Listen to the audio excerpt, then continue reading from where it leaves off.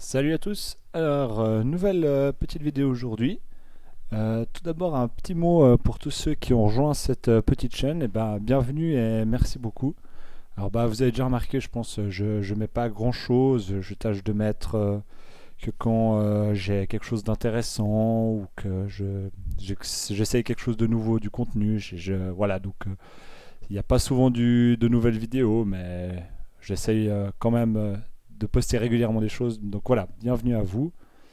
Ce que je voulais voir aujourd'hui, c'était comment est-ce qu'on peut sauvegarder Open Media Vault et le restaurer sur un disque. Et ensuite, dans une deuxième partie de vidéo, on va voir comment virtualiser notre installation. Donc cette partie, elle va principalement être orientée vers la backup de tout ce qui est du système. Donc on considère que vos données, elles sont safe ou que vous y avez accès pour pouvoir ensuite les restaurer. Ce qui est intéressant dans cette partie de restauration, c'est de pouvoir récupérer éventuellement toutes vos configurations sans que vous ayez à les refaire. Et notamment, si vous avez fait des modifications un peu plus poussées, récupérer tout ce qui est de la partie certificat, etc., etc., qui est difficilement sauvegardable et exportable. Pour ce faire, j'ai donc mon installation NAS ici, et puis j'ai un accès en KVM là, au fait, sur le NAS. Donc c'est l'équivalent clavier-souris connecté directement sur la machine. Donc ça va nous permettre de suivre un peu ce qui sera fait. J'ai mis une clé USB de 32 Go connectée sur le NAS, sachant que mon disque système Open Media Vault est normalement un disque de 120 Go. Ça pose pas de problème vu que j'ai pas 120 Go à utiliser. Au fait, le logiciel qu'on va utiliser, Clonezilla en l'occurrence, a l'intelligence de ne pas sauvegarder les données vides. Voilà, donc tout d'abord pour faire ça, on va simplement installer Clonezilla depuis les OMV Extra. Donc une fois que c'est fait, normalement chez moi c'est déjà fait, donc là il fait rien de spécial, mais chez vous ça pourra prendre peut-être un peu plus de temps. Il va suffire au fait de faire reboot to Clonezilla once. Ça va au fait ajouter une entrée dans le grub pour booter sur Clonezilla, et on va voir pour faire ces manipulations là. Alors, j'ai lancé le redémarrage du serveur.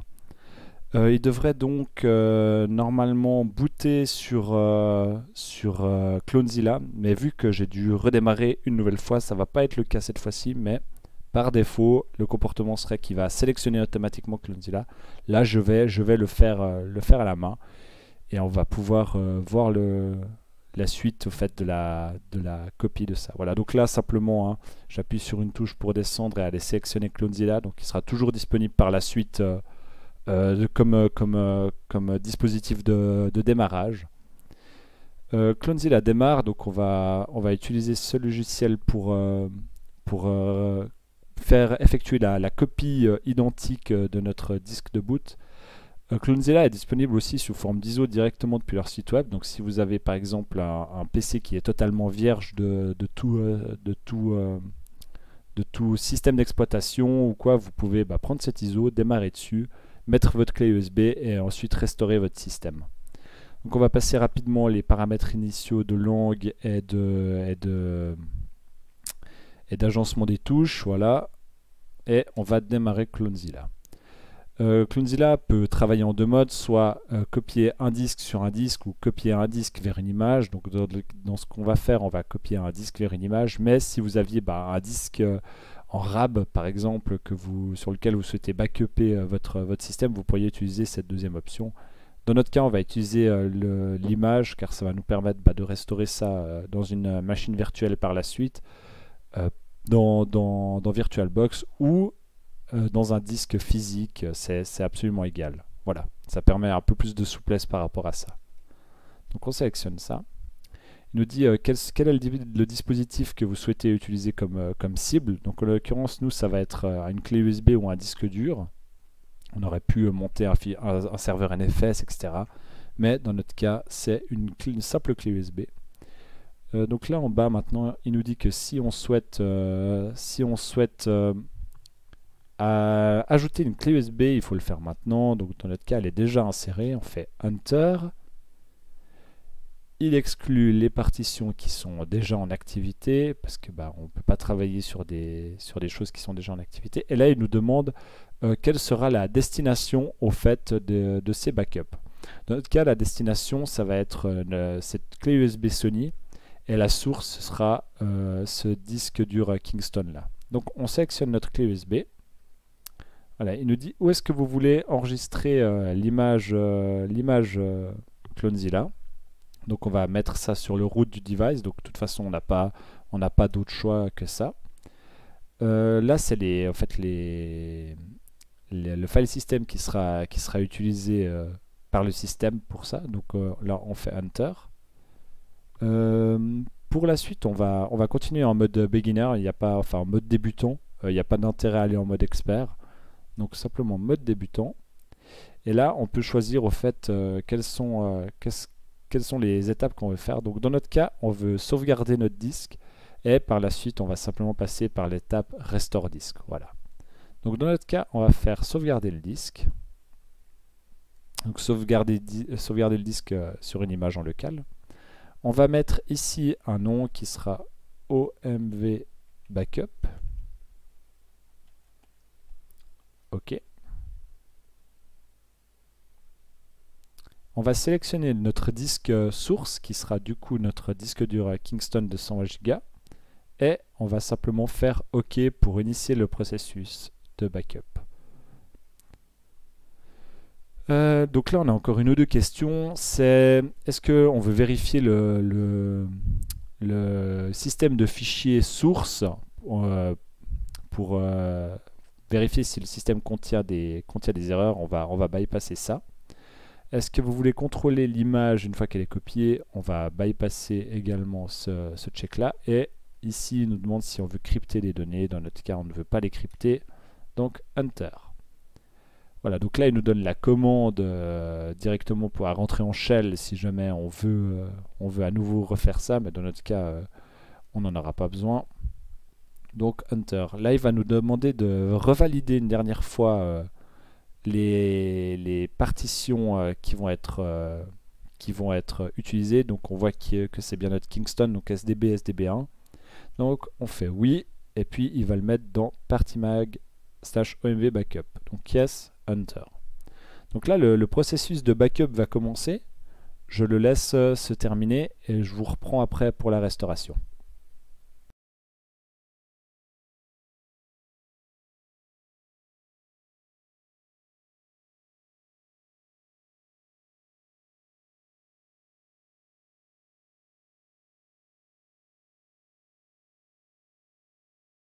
Alors, la backup est terminée, ça s'est terminé correctement. Donc ça a mis combien de temps? 5 minutes 30, la taille utilisée du disque était de 6 GB. Donc ça fait à peu près du 1 GB par minute, donc c'est assez correct comme débit. En tout cas au niveau du traitement, donc je pense qu'il y a évidemment un peu de compression, etc. Ce qui va se passer maintenant, c'est que je vais simplement éteindre la machine sur laquelle on a travaillé, enfin la redémarrer. Elle va redémarrer normalement sur la partie NAS. Donc Enter pour continuer. Et on va simplement reboot. Dans l'intervalle, je vais aller récupérer la clé USB et on se retrouve ensuite sur cette machine pour voir pour la restauration. Alors, à tout de suite.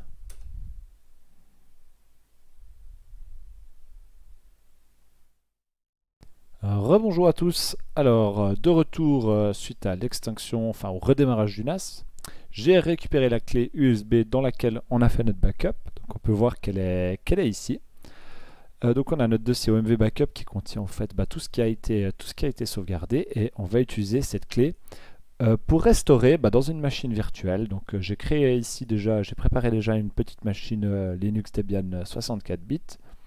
Au niveau du système, il n'y a vraiment rien de spécial. Si ce n'est qu'on va venir ici juste un peu jouer avec les disques. On va tout d'abord choisir un disque de booter pour booter. On va choisir la distribution Clonezilla. Donc j'ai simplement téléchargé l'ISO Clonezilla depuis leur site web. C'est ce qui va nous permettre au fait de restaurer évidemment le système. On va créer un nouveau disque dur. Il faut que le disque dur ait une taille identique ou plus élevée que le disque d'origine. Dans mon cas, c'était un disque de 120 Go, donc on va recréer un nouveau disque de 120 Go. Donc, dynamiquement alloué, ça c'est pas un problème, et 120 Go. Si on ne crée pas un disque de 120 Go, il y aura une erreur, de toute façon, à la restauration. On va l'appeler restore test, hop, créer. Voilà, donc on a notre machine virtuelle qui va démarrer sur Clonezilla et on va du coup restaurer ça sur ce disque là. Petite chose encore à faire dans notre cas, c'est de monter du coup notre clé USB dans les paramètres ici. Donc là elle est déjà montée, mais on peut la supprimer, hop, et puis refaire la manipulation. Donc le contrôleur USB est activé en USB 1 point. On vient ajouter un périphérique et du coup dans notre cas c'est la Sony Storage Media qu'on a utilisé avant. Ok, on démarre notre machine virtuelle. Donc là le système a récupéré la clé. Donc là on voit qu'on a un GUI un petit peu plus sympathique, mais ça reste identique. On va tout de suite retrouver une interface proche de ce qu'on avait avant. Donc initialisation du boot, il faut qu'on attende un tout petit peu.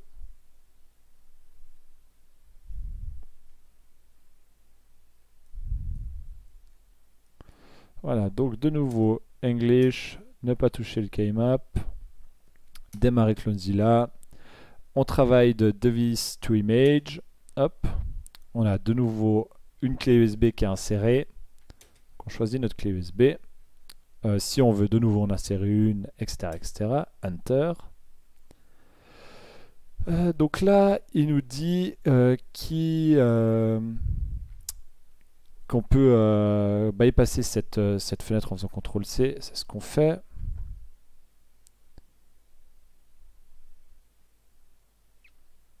Et ensuite, il va nous donner le choix. Voilà, donc là comme source, nous on va évidemment de nouveau choisir notre clé USB que l'on sélectionne immédiatement. De nouveau le système de montage qui est apparemment pas très efficace, ça pose pas de problème. Il nous dit quel est le répertoire dans lequel vous voulez placer. Donc nous on est évidemment dans OMV Backup. Et on fait Enter.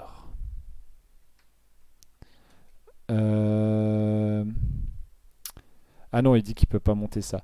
Donc on va pas sélectionner autre chose, on va juste faire Down ici, et puis ensuite Enter.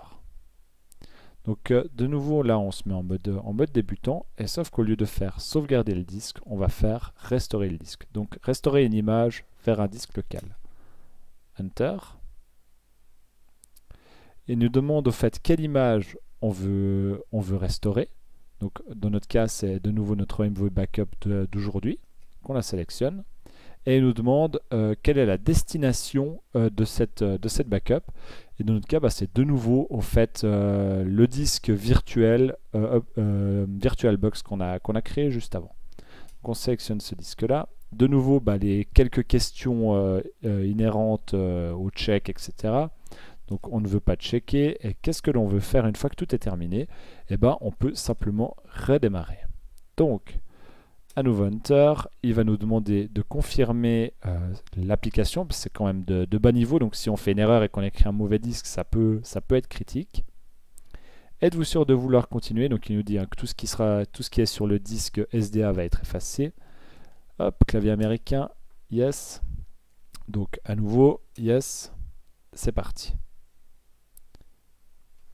Donc le processus prend à peu près le même temps en sens inverse. Et une fois que ça se sera fait, eh ben, on va pouvoir simplement redémarrer notre Open Media Vault d'origine, je dirais, mais sur une machine virtuelle. On va toutefois rencontrer une petite difficulté qui est dû simplement au fait que bah, tous les lecteurs de données qui ont pu être montés dans Open Media Vault bah, ne seront plus montés. Et on va voir ensuite bah, comment passer au-delà de cette erreur-là. Alors je vous reprends dès que la restauration est terminée. A tout de suite.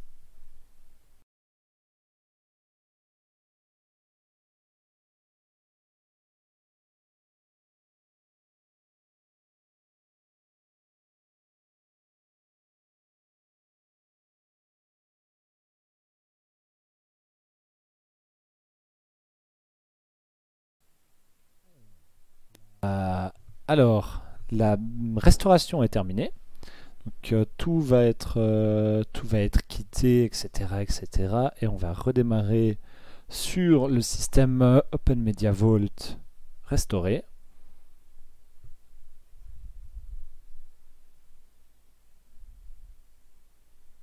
Donc il nous dit d'enlever le CD bootable.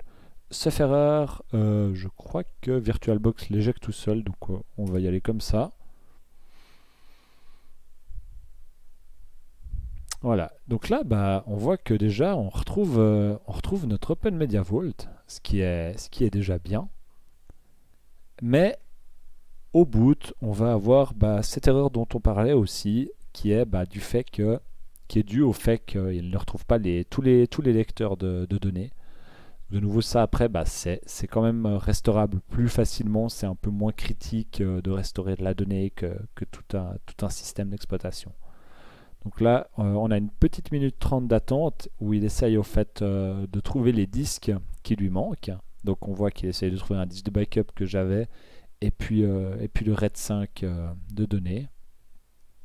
Donc là, on est obligé d'attendre, je crois. On n'a pas trop le choix.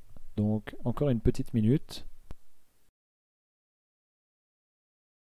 Donc là, il nous dit que vu qu'il n'a pas trouvé, il n'a pas retrouvé les disques de données, il est en mode emergency, en mode de secours, et que soit on peut donner notre mot de passe root pour entrer en maintenance, ou faire CTRL-D pour essayer de booter normalement.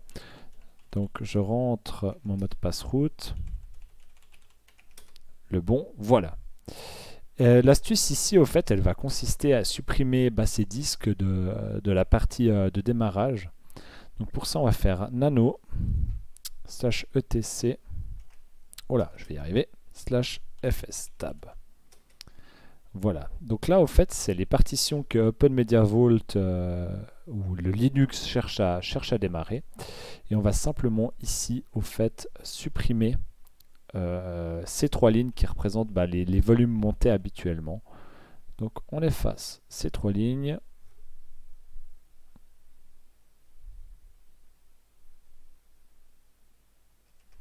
Hop. Voilà. Une fois que c'est fait, il nous faut faire CTRL X pour quitter. Il nous dit voulez-vous enregistrer les modifications? Donc on répond oui. Nom du fichier à écrire, /etc/fstab. Donc on va écrire par-dessus ce fichier-là. Donc Enter.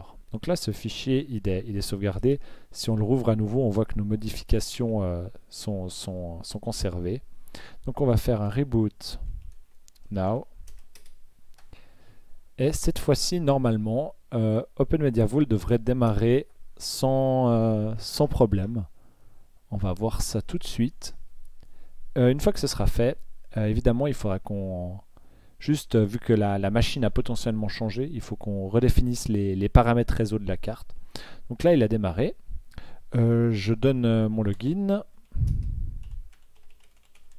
Hop. Et on va faire un omv-first aid pour reconfigurer l'interface réseau, vu qu'elle a changé de nouveau. Donc, ENSP0, accepter. Voulez-vous utiliser le DHCP? Oui. Voulez-vous configurer le DHCP v6? Non. Activer le Wake on LAN? Non. Configuration de l'interface en cours. C'est fait. Et puis si on fait un IP address show, on va voir que notre machine a obtenu une adresse en 10.0.0.129 sur laquelle on va pouvoir hop là, se rendre immédiatement.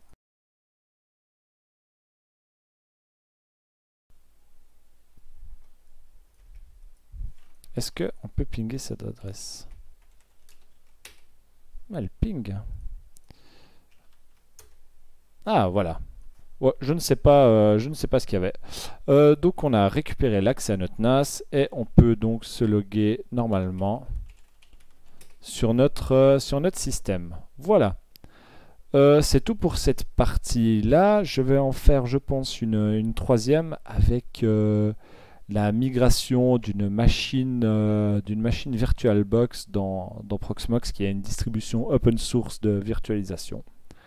Donc je vous retrouve peut-être plus tard pour cette vidéo-là. J'espère que ça vous a aidé et que comme ça vous pourrez sauvegarder un petit peu ces systèmes-là. À la prochaine, ciao ciao.